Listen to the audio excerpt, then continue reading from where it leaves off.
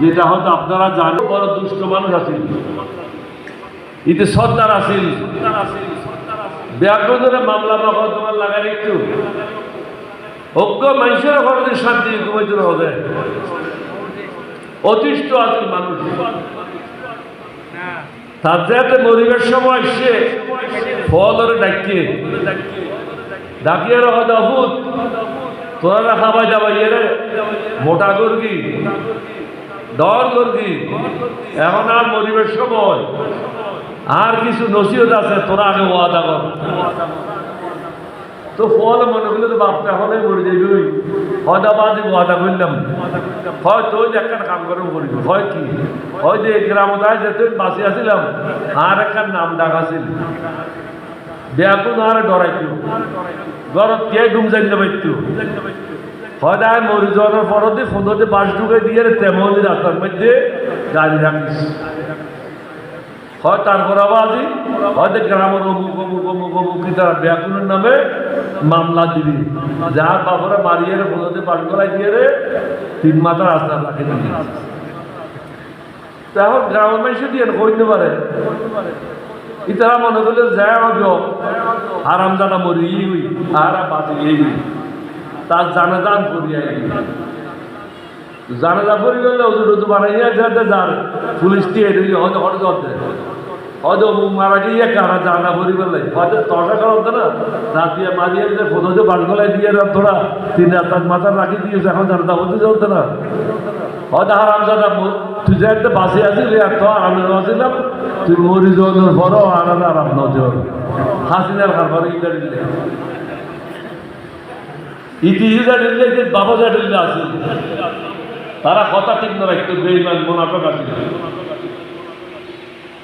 দেশের শেষ করে দিয়ে দেশের কিছু নাই আজিয়া আমরা হইতে লাগছে নিয়ে দাম বেশি দাম বেশি দাম মান কিনলে বেশি লক্ষ লক্ষ মিলিয়ন এই হাসিনা হাসিনার বুয়ারে হারালে কি কই এই পার্শ্ববর্তী আনোয়ারার ফটিয়ার ইটারা 3 ভাগের 2 ভাগ দূরে ঢুকি, বাকি 3 ভাগের 1 ভাগ অন্যান্য ঢুকি। বাংলাদেশের সুই খাইয়ে রে ওই ফোগা একটা কিছু না থাকে না জুজুরিয়া করে গেল এই যে সিট মাইলে আর কিছু না থাকে। বাংলাদেশের অর্থনীতি ধ্বংস, এই ধ্বংসের মূলে কারা 5-6 জন ব্যবসায়ী। বসুন্ধরা শাহ আলমের ছেলে নজরুল ইসলাম এত লম্বা দাড়ি হারামজাদা কি বলল, কখনো মা ডাকতে ইচ্ছা হয় কখনো বোন ডাকতে ইচ্ছা হয়, হারামজাদা টাকাগুলি সব পাচার করে এখন তারা মা ডাক। আর বসুন্ধরা কি বলল, অতীতেও ছিলাম এখনো আছি মরার পরও থাকবো, তুই যদি অর্থ যাবি দুজগৎ যাবি, তুই তো করতে হাসি দাও দুজগৎ যাবি, তুই দুজগৎ যাবি, এত লাইফ আগুনে ওই যে ঠিক করে লিস মর থাকতে দিবি। এই কয়েকজন লোকে বাংলাদেশের অর্থনীতি ধ্বংস করে দিয়েছে, যার জন্য আপনাদের এই কষ্ট হচ্ছে। এখন আছেন ইনুস সাহেবের পক্ষে এত বড় অপারেশন করা সম্ভব না। কি কারণ? তিনি এই ধরনের অপারেশন করা অভিজ্ঞ ব্যক্তি না। তিনি নোবেল লরিয়েট হতে পারেন, বড় শিক্ষক হতে পারেন পৃথিবীর, কিন্তু বড় প্রশাসক। এখানে লাগবে রুথলেস প্রশাসক, দয়া মায়াহীন প্রশাসক। আইন প্রতিষ্ঠা করার জন্য কোনো দয়া মায়া হবে না, দেশের মানুষের স্বার্থ উদ্ধার করার জন্য কোনো দয়া মায়া হবে না, আইন প্রতিষ্ঠা করার জন্য, সুশাসন প্রতিষ্ঠা করার জন্য, ন্যায় বিচার প্রতিষ্ঠা করার জন্য কোনো দয়া মায়ার কোনো সুযোগ নেই।